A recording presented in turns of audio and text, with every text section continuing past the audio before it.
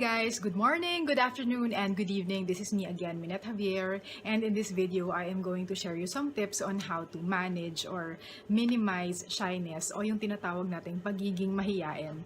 Now, why do I find this important? For me kasi, shyness is a roadblock that prevents you from expressing yourself, from speaking up, from showcasing your talents and God-given gifts to the world. And with that, you deprive the world of entertainment, a new form of inspiration, and you also deprive yourself of the recognition and the applause that you deserve. But before we start, let me remind you again that my book is still available at National Bookstore at Metro Manila, or if you are living somewhere else, you can send me a message and we can ship it to you. So yun, it's for OFWs. I wrote it because I myself am an OFW. So ito ay galing sa paniniwala na ang bawat Pilipino ay dapat maging successful and masaya wherever they may be. So yun. So anyway, let's start. Number 1 tip is to focus on your strengths. Not on her strength, not on his strength, not on your weaknesses, but on your strength. Ang gagawin mo dyan is umupo ka isang araw. Sulat mo lahat ng strengths mo. So ano yung mga strengths na yan? Pwedeng magaling ka sa math, pwedeng magaling ka mag-swimming, maybe you can sing, maybe you can dance. Whatever it is that you hear from people na nagko-compliment sa'yo, strengths mo yon. ang goal of writing is just to remind you that you have strengths and that you have to focus on that rather than trying to change yourself and trying to be someone else. Now, you might say, Minute, wala naman akong strength. Hindi ko alam kung saan ako magaling. meron yan. Meron yan.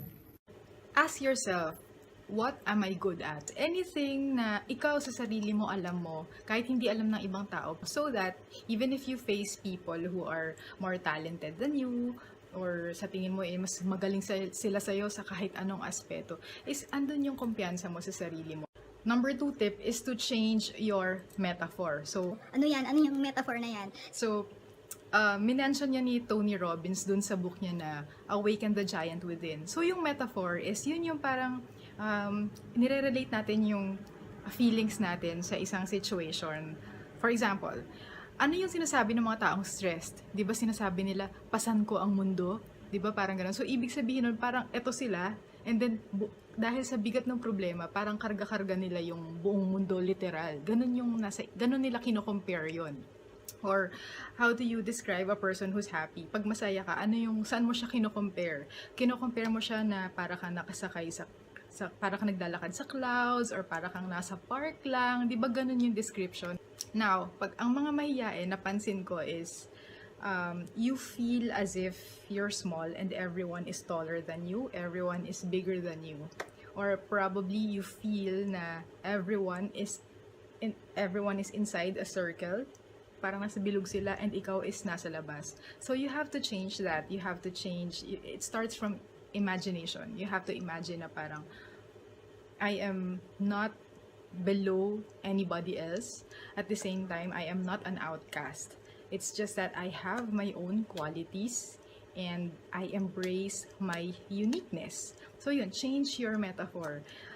It takes practice to do this, pero I hope you get what I mean dun sa example ko. Number 3 is to be mindful of your posture or yung eye contact. When it comes to posture, as much as possible, avoid slouching. Mas maganda is straight body ka and then yung head mo is hindi nakabow. Yung tama lang, hindi naman sobrang taas na parang maangas, di ba?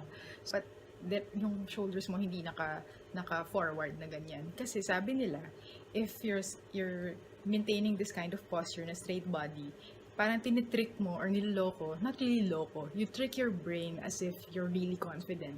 And then, in time, your brain will follow through and then, it will give you a signal that you are confident. But it takes time, hindi porket nag-straight body ka na, confident ka na. It takes time to practice it. So, pag naglalakad ka, straight body, imaginein mo there's a string pulling your head up. Parang ganon. Hindi yung parang pag naglalakad ka, nakaganon ka.